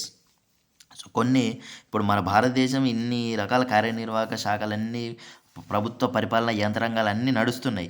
ఇవన్నిటిలో కూడా కొన్ని ముఖ్యమైన అంశాలు ఉంటాయి, ముఖ్యమైన పదవులు ఉంటాయి. ఫర్ ఎగ్జాంపుల్ ఐఏఎస్, ఐపీఎస్ ఇట్లాంటివి. సో ముఖ్యమైన ఇటువంటి ఉద్యోగాలు కానీ లేదా పదవులు కానీ, సో అటువంటి విషయాల్లో వేరు రకాలుగా ఉన్నాయనుకోండి రూల్స్, అప్పుడు చాలా ప్రాబ్లం అవుతుంది. ఎందుకంటే మన ప్రభుత్వాలు నడిచేదే వాటి మీద. కాబట్టి ముఖ్యమైన పదవులు నియమించడానికి అఖిల భారత స్థాయిలో అంటే భారతదేశం మొత్తం మీద కేంద్ర ప్రభుత్వం నియమించేలాగా అంటే భారతదేశానికి ఒకే రకమైన సివిల్ సర్వీస్ను అందించేలాగా మనకు ఉండాలి. అందుకనే యూపీఎస్సీని స్టార్ట్ చేసిళ్ళు మనకు. ఐఏఎస్, ఐపీఎస్, ఐఎఫ్ఎస్ ఇటువంటి ముఖ్యమైన శాఖలను భారతదేశం మొత్తానికి అన్ని రాష్ట్రాల నుంచి ఎంపిక చేసుకుంటారు. సో సమాఖ్య వ్యవస్థలో ద్వంద్వ రాజ్యతంత్రం అంటే 2 ప్రభుత్వాలు, కేంద్ర ప్రభుత్వం, రాష్ట్ర ప్రభుత్వం. ద్వంద్వ న్యాయ వ్యవస్థ అంటే ఇది మనకు లేదు. ద్వంద్వ న్యాయ సూత్రాలు ఇవి మనకు లేవు. ద్వంద్వ సివిల్ సర్వీసులు ఇవి కూడా లేవు. అమెరికాలో సమైక్య న్యాయ వ్యవస్థ, రాష్ట్ర న్యాయ వ్యవస్థ 2 వేరువేరుగా ఉన్నాయి. అంటే వాళ్ళ కేంద్ర స్థాయిలో న్యాయ వేరే ఉంటుంది, రాష్ట్రాల్లో సపరేట్గా ఉంటాయి. వేటికవే స్వతంత్రం. భారత సమైక్యలో మాత్రం ద్వంద్వ రాజ్యతంత్రాలు ఉన్నాయి. అంటే కేంద్ర ప్రభుత్వం, రాష్ట్ర ప్రభుత్వాలు వేరుగా ఉన్నాయి, కానీ ద్వంద్వ న్యాయ వ్యవస్థలు అనేటివి లేవు. హైకోర్టు, సుప్రీంకోర్టు ఒకటే సమగ్ర న్యాయ వ్యవస్థలో భాగంగా ఉంటాయి. అంటే ఇక్కడ హైకోర్టులో కాకపోతే మనం సుప్రీంకోర్టుకు పోవచ్చు. అట్లాగే రాజ్యాంగ చట్టం కానీ, పౌర చట్టం కానీ, నేరాల చట్టం కానీ అన్ని విషయాల్లో వీటి పరిధి ఉన్నది. హైకోర్టుకు కానీ, సుప్రీంకోర్టుకు కానీ నీ న్యాయాన్ని చేకూర్చవచ్చు. న్యాయం చేకూర్చే దాంట్లో వైవిధ్యత లేకుండా చేయడానికే ఈ విధంగా ఒకటే న్యాయ వ్యవస్థ, ఏకీకృత న్యాయ వ్యవస్థను ఉంచిళ్ళు. సో దీనికి కెనడా దేశం మనతో పోలిక కలిగి ఉన్నది. సో కెనడాలో కూడా ఇలాగే ఉంటుంది ఏకీకృత న్యాయ వ్యవస్థ. ఆస్ట్రేలియా యొక్క విధానం ఇది ఒకటే అనిపిస్తాయి కానీ ఒకటి కావు. సో కొన్ని సమైక్య దేశాల్లో రాష్ట్రాలకు సంబంధించిన చట్టాల్లో రాష్ట్ర కోర్టులు ఇచ్చిన తీర్పులను సుప్రీంకోర్టు మార్చలేదు. కానీ భారతదేశంలో మాత్రం కింది స్థాయిలో ఏ కోర్టు ఇచ్చిన తీర్పునైనా కూడా సుప్రీంకోర్టు మార్చే అవకాశం ఉన్నది. ఎందుకంటే అవన్నీ కూడా ఒకటే న్యాయ వ్యవస్థకు సంబంధించినవి కాబట్టి. సో పౌర వ్యాపార జీవితాలకు మూలాధారంగా ఉన్న చట్టాల్లో వైవిధ్యత లేకుండా చేయడానికి జాగ్రత్తలు వహించాం. ఎందుకంటే పౌరులుగా ఎట్లాంటి రూల్స్ పాటించాలో అవి అన్ని రాష్ట్రాల్లో ఉన్న వాళ్ళు కూడా పాటించాలి. శిక్షా స్మృతి అంటే నేరాలు, దానికి చేసిన నేరాలు కూడా అన్నీ అటువంటి శిక్షలే ఒకటే రకమైన శిక్షలు ఉండాలి. అలాగే సాక్ష్యాల చట్టం, ఆస్తి బదిలీ చట్టం, విడాకులు, వారసత్వం ఒక్క చట్టం చేసిందంటే అది అందరికీ వర్తిస్తుంది అన్నట్టు కేంద్ర ప్రభుత్వం చేస్తే. సో ఇట్లా ఈ సమైక్య వ్యవస్థ దెబ్బతినకుండా ఈ అన్నిటికీ సారూప్యత కాపాడాలన్నట్టు. చట్టాలు చేసే అంశాలను కేంద్ర జాబితా, రాష్ట్ర జాబితా, ఉమ్మడి జాబితా లేదా ఉభయ జాబితాగా విభజించారు. సో దీంట్లో కేంద్రం కొన్నిటిపైన చట్టాలు చేయగలుగుతుంది, రాష్ట్రం కూడా కొన్నిటిపైన చట్టాలు చేయగలుగుతుంది. అలాగే ఉభయ జాబితాలు ఉన్న వాటిపైన రాష్ట్రాలు చేయొచ్చు, కేంద్రం చేయొచ్చు, ఇద్దరు కూడా చేయొచ్చు. కానీ ఇద్దరు చేసినప్పుడు కేంద్రానికి చేసిన చట్టానికి వ్యతిరేకంగా రాష్ట్రాలు కనుక చేస్తే కేంద్రం చేసిన చట్టమే చెల్లుబాటు అవుతుంది అనేది మన భారత రాజ్యాంగంలో పొందుపరిచారు. సమాఖ్య వ్యవస్థలో భాగంగా ద్వంద్వ రాజ్యతంత్రాల్లో అన్ని దేశాల్లో ద్వంద్వ సేవల విధానాన్ని అవలంబించారు. అన్ని సమాఖ్యలలో సమాఖ్య సివిల్ సర్వీస్, రాష్ట్ర సివిల్ సర్వీస్ అనేటివి ఉన్నాయి. మన దేశంలో కూడా సమాఖ్య సివిల్ సర్వీస్ ఉన్నది, రాష్ట్ర సివిల్ సర్వీసులు కూడా ఉన్నాయి. అంటే ఫర్ ఎగ్జాంపుల్ ఇప్పుడు గ్రూప్ 1 రాసినాం అనుకోండి, ఇది రాష్ట్ర సివిల్ సర్వీస్. అదే ఐఏఎస్, ఐపీఎస్ యొక్క సివిల్స్ రాసినాం అనుకోండి, ఇది సమాఖ్య సివిల్ సర్వీస్. భారతదేశం ద్వంద్వ రాజ్యతంత్రం అయినప్పటికీ ఈ ఒక్క అంశం మినహాయించి ద్వంద్వ సేవలు ఉంటాయి ప్రతి దేశంలో. అంటే కొంత మేరకు మనకు ఐఏఎస్లను డైరెక్ట్గా నియమించే అధికారులు రాష్ట్ర ప్రభుత్వాలకు లేదు, కానీ ఆ స్థాయిలో కేడర్ని మనం నియమించుకోవచ్చు. అట్లా ఒకే రకమైన సివిల్ సర్వీసులు ఉండే విధంగా మనకు స్థానిక పరిస్థితులకు అనుగుణంగా ఇస్తూనే కేంద్ర ప్రభుత్వం కూడా నియమిస్తుంది అన్నట్టు. సో ప్రతి దేశంలో పరిపాలనా ప్రామాణికాలను కాపాడే దృష్టికోణం నుంచి పరిపాలనా వ్యవస్థలో కొన్ని కీలకమైన పదవులు ఉంటాయి. ఇంత పెద్ద దాంట్లో ఇటువంటి కీలకమైన పదవులను గుర్తించడం కష్టమే, అయినా కూడా మనం కొన్నిటిని కీలకంగా భావిస్తాం. అవే మనం చెప్పుకున్నాం ఇంతకుముందే, ఐఏఎస్ మరియు ఐపీఎస్ లాంటివి అని. సో ఈ పదవులు ఏవో మనకు వాళ్ళు నిర్ణయించాలి. అవే అఖిల భారత స్థాయిలో ఎంపికయ్యే సర్వీసులు. ఇక్కడ ఐఏఎస్, ఐపీఎస్ అన్నట్టు.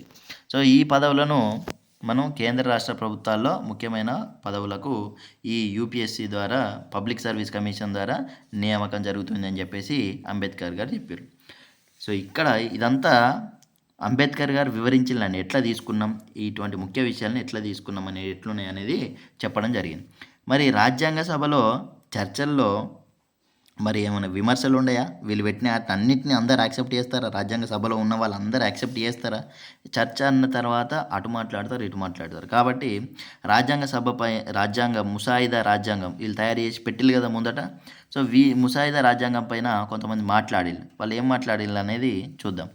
మౌలానా హస్రత్ మొహానీ వంటి వాళ్ళు 1935 చట్టానికి ఇది నకలు మాత్రమే అని చెప్పాడు.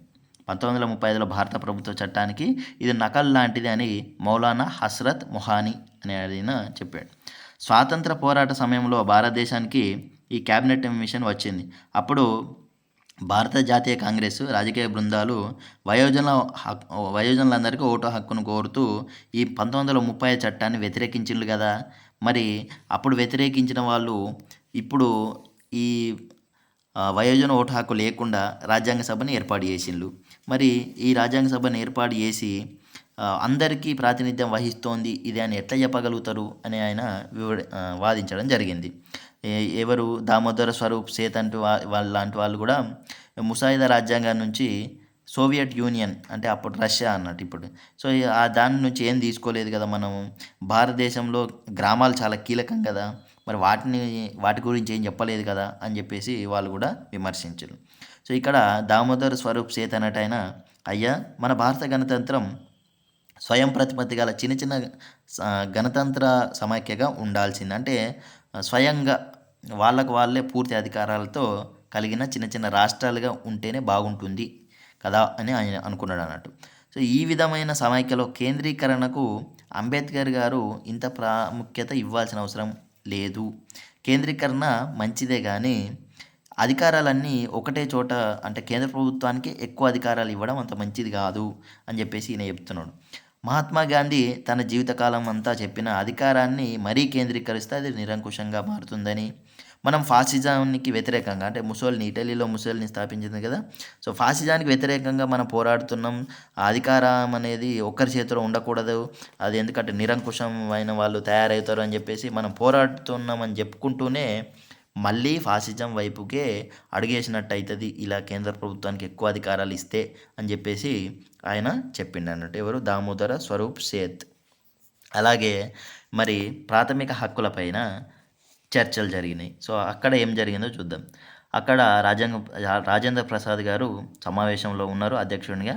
1947 ఏప్రిల్ 25 తారీఖు జరిగింది. సో ఇక్కడ ప్రమద రంజన్ ఠాకూర్ అనేట ఆయన మాట్లాడిండు. ఏం మాట్లాడిండు? ఈ ముసాయిదా రాజ్యాంగంలో ప్రాథమిక హక్కులలో 6వ క్లాజులో అంటరానితనం గురించి పేర్కొన్నారు కదా. ఈ అంటరానితనం అనేది ఏ రూపంలో నిషేధిస్తున్నాం, దాని ఆధారంగా విధించే వివక్షత నేరం అవుతుంది అని పేర్కొన్నారు. ఏ రూపంలో ఉన్నా అంటరానితనాన్ని నిషేధిస్తున్నామని ఈ ముసాయిదా రాజ్యాంగంలో చెప్పింది కదా. మరి అంటరానితనం అంటే ఏంటిది, ఎట్లా నిషేధిస్తారు నాకు అర్థం కావట్లేదు. ఈ కుల వ్యవస్థ అనేది నిర్మూలించకుండా అంటరానితనాన్ని మనం పై చికిత్సలు చేస్తే ఎట్లా ప్రయోజనం ఉంటుంది అని చెప్పేసి ఈ రంజన్ ఠాకూర్ గారు చెప్పింది. అలాగే ఎస్ఎస్సి బెనర్జీ గారు కూడా, అధ్యక్ష అంటరానితనం అనే పదానికి ముందు మనం వివరణ ఇవ్వాలి. గత 20 సంవత్సరాలుగా దీన్ని వాడుతున్నాం, హరిజనులు అని కానీ లేదా అంటరానితనం అని కానీ. ఒక్కోసారి ఏమో ఎవరినైతే బడులలకు కానీ లేక గుడులలకు కానీ రానియకపోతే వాళ్ళని అంటరాని వాళ్ళు అని అంటున్నాం. ఇంకొకసారి ఏమో కులాంతర వివాహాలు అంటున్నాం. ఇంకోసారి ఒక గ్లాసు నీళ్లు తీసుకొని ఇవ్వకపోతే దాన్ని అంటరానితనం అంటున్నాం. సో ఇట్లా అంటరానితనం అనేదానికి అసలు ఆ కుల వివక్షత అనేదాన్ని అసలు దేనికి ఆధారంగా తీసుకొని అంటరానితనం అనేదాన్ని నిర్వచించాలి, అసలు ఇది ఏంటిది అనేది అక్కడ స్పష్టంగా చెప్పలే కదా రాజ్యాంగంలో, ఈ ముసాయిదా రాజ్యాంగంలో అని చెప్పిండు ఆయన. అలాగే ఠాకూర్ గారు చెప్పినట్టు అంటరానితనం కేవలం ఈ మూల కారణం దీనికి కుల వివక్షనే. దాన్ని మరి కుల వివక్షను తొలగిస్తే తప్ప అంటరానితనం అనేది పోదు. కాబట్టి ఫస్ట్ దాని గురించి చెప్పండి అని చెప్పేసి ఆయన చెప్పిండు. అలాగే రోహిణి కుమార్ చౌదరి అనేట ఆయన మాట్లాడుతూ అంటరానితనాన్ని నిర్వచించడానికి స్పష్టంగా మతం, కులం లేదా చట్టబద్ధమైన జీవనోపాధి ఆధారంగా వివక్ష చూపే ఏ చర్యనైనా అంటరానితనం అంటారు అని చెప్పేసి రోహిణి కుమార్ చౌదరి గారు దీనికి ఒక నిర్వచనాన్ని ఇచ్చే ప్రయత్నం చేశారు. కానీ దానికి వ్యతిరేకంగా ఆ చర్చ అన్నప్పుడు రాజ్యాంగ సభలో అందరూ మాట్లాడతారు కదా. సో అట్లా అక్కడనే కేఎం మున్షి గారు ఏమంటున్నారంటే, నో దీన్ని నేను వ్యతిరేకిస్తున్నా.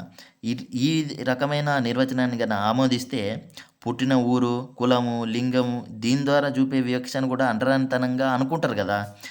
అంటరానితనం వేరు, ఇవన్నీ వేరు కదా అని చెప్పేసి ఆయన అంటాడు. మరి ధీరేంద్రనాథ్ దత్తా అనేట ఆయన ఏమంటాడంటే, అయ్యా రోహిణి గారు ఇచ్చిన నిర్వచనాన్ని మీరు అంగీకరిస్తారో లేదో తెలియదు కానీ అంటరానితనం అనే దానికి ఒక నిర్వచనం అనేది అయితే ఉండాలి, ఏదో ఒకటైతే ఉండాలి. ఈ ఏ రూపంలో ఉన్న నేరమే అని ఇక్కడ పేర్కొన్నారు. మరి నేరాలను పరిశీలించే కోర్టులు, న్యాయమూర్తులకు దీన్ని నిర్వచించకపోతే దీంట్లో ఉండే భేదాల వల్ల వాళ్ళకు తీర్పులు ఇవ్వడం అనేది చాలా కష్టమవుతుంది. అంటే ఏది అంటరానితనం అంటారు, దేన్ని అనరు అనేది వాళ్ళకు కూడా తెలియదు కదా. కాబట్టి అంటరానితనం అనే దానికి ఒక నిర్వచనం అనేది ఇవ్వాలి.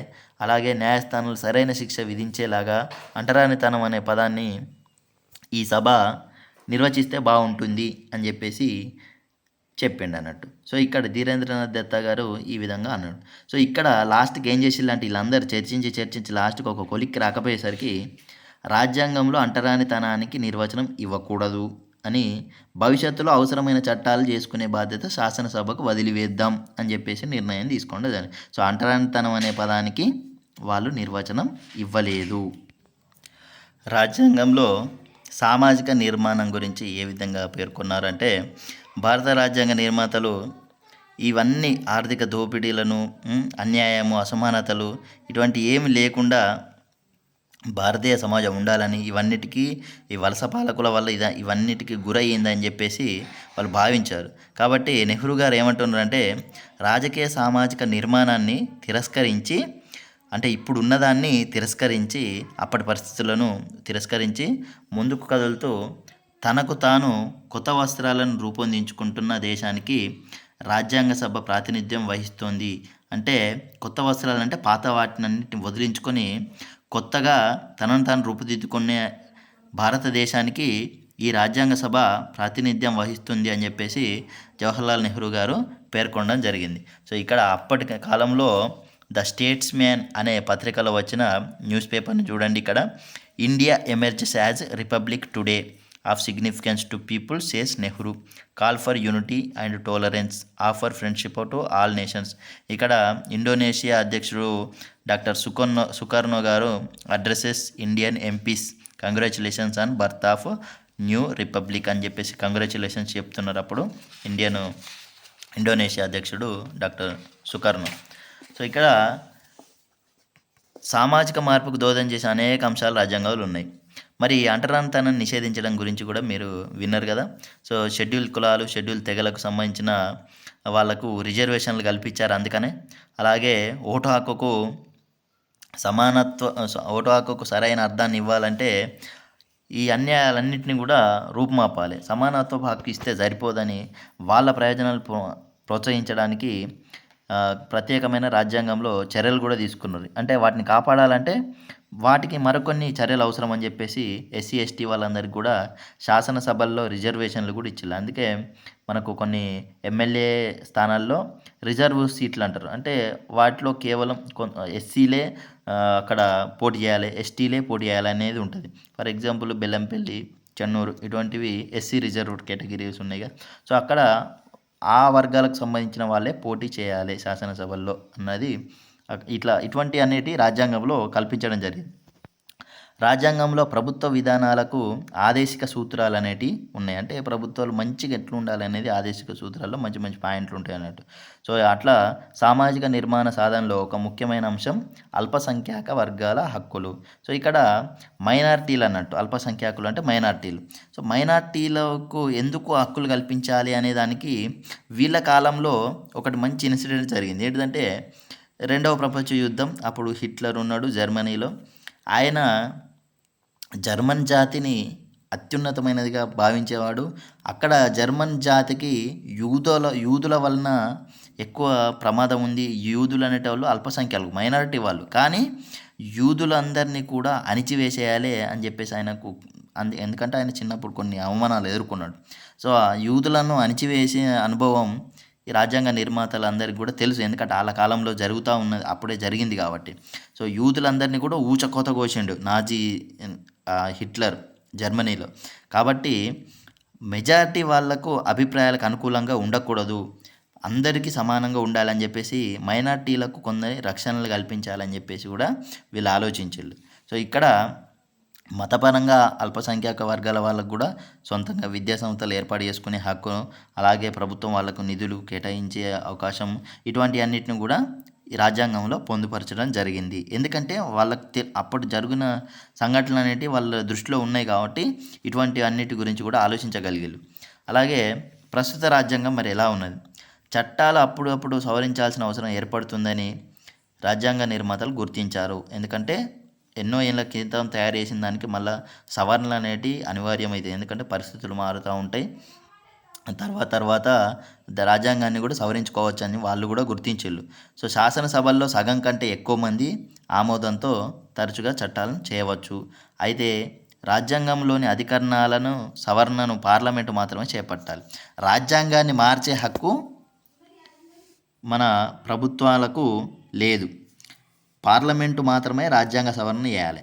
మన శాసనసభల్లో కేవలం చట్టాలు చేసుకునే హక్కు ఉంటుంది. అది కూడా శాసనసభల్లో సగం కంటే ఎక్కువ మంది ఆమోదించాలి దాన్ని. అంటే ఇప్పుడు మన తెలంగాణలో ఏదైనా ఒక చట్టం చేసేయాలనుకో మన ఎమ్మెల్యేలలో సగం మంది దాన్ని ఆమోదించాలి. సో అట్లా ఒక చట్టం చేసుకోవచ్చు. కానీ రాజ్యాంగాన్నే మారుస్తా అంటే కుదరదు. రాజ్యాంగాన్ని మారవాలంటే కేవలం కేంద్ర ప్రభుత్వంలో ఉన్న పార్లమెంటు, లోక్సభ కానీ, రాజ్యసభలు కానీ ఇవన్నీ కూడా ఓకే చెప్పిన తర్వాతనే అది మారుతుంది. ఆ తర్వాత దేశాధ్యక్షుడు అంటే రాష్ట్రపతి దగ్గరికి పోతుంది. రాష్ట్రపతి దేశాధ్యక్షుడు ఆమోదించాల్సి కూడా ఉంటుంది. ఆయన ఆమోదించిన తర్వాతనే అది బిల్ అనేది చట్టంగా మారుతుంది. సో రాజ్యాంగానికి ప్రధానమైన మార్పులు ఎప్పుడు చేసారంటే 1970లలో చేశారు. 70 అంటే 70 సంవత్సరం కాదండి, 1970 దశకం. సో ఆ దశాబ్దంలో ఎక్కువ జరిగింది. అప్పుడు ఏం చేశారంటే లౌకిక, సామ్యవాద అనే పదాలను చేర్చడం జరిగింది. ఇది ఐ థింక్ 42వ రాజ్యాంగ సవరణ అనుకుంటా. సో ఇక్కడ 1976వ సంవత్సరం అనుకుంటా. సో ప్రవేశికలో సమానత్వం, స్వేచ్ఛ, న్యాయం ఈ పదాలు లౌకికవాదానికి, సామ్యవాదానికి ప్రాధాన్యతను ఇచ్చాయి. అంటే సమానత్వం, స్వేచ్ఛ, ఈ న్యాయం అనేది ఎప్పుడు కుదురుతుంది? లౌకికంగా అంటే అన్ని మతాలను గౌరవించినప్పుడు, సామ్యవాదంగా అంటే అందరికీ సమానమైన అంటే అందరికీ కూడా ఆర్థికంగా కూడా ఈ హక్కులు ఉండే పెట్టుబడిదారి కాకుండా సంపద అనేది వికేంద్రీకృతం కావాలనేది.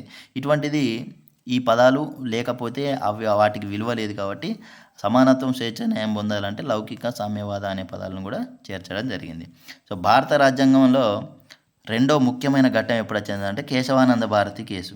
సో ఇది చాలా ఫేమస్ కేసు. చాలా విషయాలలో కూడా ఈ కేసులో వచ్చిన విషయాల గురించి కోర్టులు చాలాసార్లు తీర్పులు ఇవ్వడం జరిగింది. అంటే దాంట్లో అటువంటి పరిస్థితులు అనేటివి ఎదురైనాయి.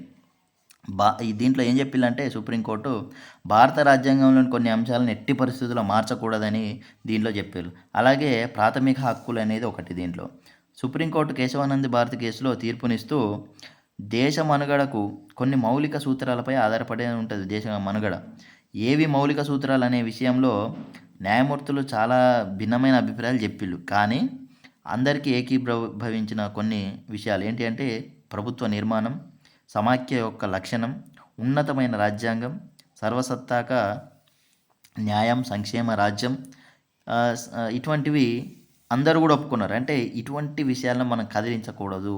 భారతదేశానికి సార్వభౌమత్వం ఉంటుంది, సర్వసత్తాక దేశంగా ఉంటే వేరే దేశాలను ఇన్వాల్వ్ చేయొద్దు, ఉన్నతమైన రాజ్యాంగం, మన రాజ్యాంగాన్ని మనం గౌరవించాల్సిందే, సమాఖ్య లక్షణాన్ని ఉండాలి. ఎందుకంటే రాష్ట్ర ప్రభుత్వం, కేంద్ర ప్రభుత్వాలు ఉండాలి, ప్రభుత్వ నిర్మాణం ఎమ్మెల్యేలు, ఎంపీలు ఎట్లా ఎన్నుకుంటారో అట్లా ఎన్నుకోవాలి, అలాగే సంక్షేమ రాజ్యాంగం ఉండాలి. రాజ్యాంగం యొక్క మౌలిక స్వరూపం అనేది దెబ్బతినకుండా సవరించాలి, కానీ పూర్తిగా మార్చే అధికారం పార్లమెంటుకు కూడా లేదు అని చెప్పేసి సుప్రీంకోర్టు చెప్పింది. సో రాజ్యాంగం యొక్క మౌలిక ఉద్దేశాలను పీఠికలో పొందుపరిచిన భావాలు తెలుపుతాయి అని. అంటే పీఠిక అంటే ఇంతకుముందు చెప్పుకున్నాను రాజ్యాంగ ప్రవేశిక. సో రాజ్యాంగ ప్రవేశికలో ఉన్న పదాలు ఇంతకుముందు చెప్పుకున్నట్టు ఈ సామ్యవాద, లౌకిక, ప్రజాస్వామ్య, సమానత్వ, స్వేచ్ఛ, న్యాయం, గణతంత్రం, సార్వభౌమాధికారం, ఇలా ఇవన్నీ ఉంటాయి కదా. సో ఆ పదాలన్నీ ముఖ్య లక్షణాలను తెలుపుతాయి, మన రాజ్యాంగం యొక్క ముఖ్య లక్షణాలను. కాబట్టి ఈ ముఖ్య లక్షణాలు ఏంటి అంటే రాజ్యాంగం యొక్క మౌలిక స్వరూపంలో ముఖ్య లక్షణాలు రాజ్యాంగం యొక్క ఆధిక్యత. అంటే రాజ్యాంగాన్ని అందరూ ఫాలో కావాలి. మనం పార్లమెంట్ కంటే కూడా రాజ్యాంగం గొప్పది అన్నట్టు. మన పరిపాలకులు ఎంత గొప్ప వాళ్ళైనా కూడా, ఎంత పెద్ద లీడర్స్ అయినా కూడా రాజ్యాంగం పరిధిలోనే పనిచేయాలని చెప్పేసి మనకు రాజ్యాంగం యొక్క ఆధిక్యత గురించి చెప్పి, అట్లనే దేశం యొక్క సార్వభౌమత్వం, ప్రాథమిక హక్కులు, ప్రజాస్వామ్య తరహా ప్రభుత్వం, లౌకిక లక్షణాలతో కూడిన రాజ్యాంగం, సమాఖ్య లక్షణాలతో కూడిన రాజ్యాంగం, తప్పనిసరిగా అనుసరించాల్సిన సంక్షేమ ప్రభుత్వ భావన. సో ఇది మన భారత రాజ్యాంగం యొక్క ఏర్పాటు, దాంట్లో చర్చించిన విషయాలు, అలాగే భారత రాజ్యాంగం పట్ల జరిగిన చర్చలు, భారత రాజ్యాంగానికి ఏ దేశాల నుంచి ఎటువంటి విషయాలను తీసుకున్నారో అంబేద్కర్ గారు ఇచ్చిన వివరణ, అలాగే ప్రస్తుతం భారత రాజ్యాంగంలో ఎటువంటి విషయాలను మనం మార్చకూడదు అనేది చెప్పుకోవడం జరిగింది. సో ఇదే అండి మన భారత రాజ్యాంగ నిర్మాణం గురించిన టాపిక్ 10th క్లాస్లోని లెసన్. సో ఈ మన క్లాస్ అనేది మీకు అందరికీ నచ్చినట్టయితే మీ ఫ్రెండ్స్కి కూడా షేర్ చేయండి, లైక్ చేయండి, సబ్స్క్రైబ్ చేయండి. తప్పకుండా సబ్స్క్రైబ్ చేసుకోవడం మర్చిపోకండి. Thank you very much. మీ ఎంఎస్ క్రిష్ అకాడమీ. జై హింద్.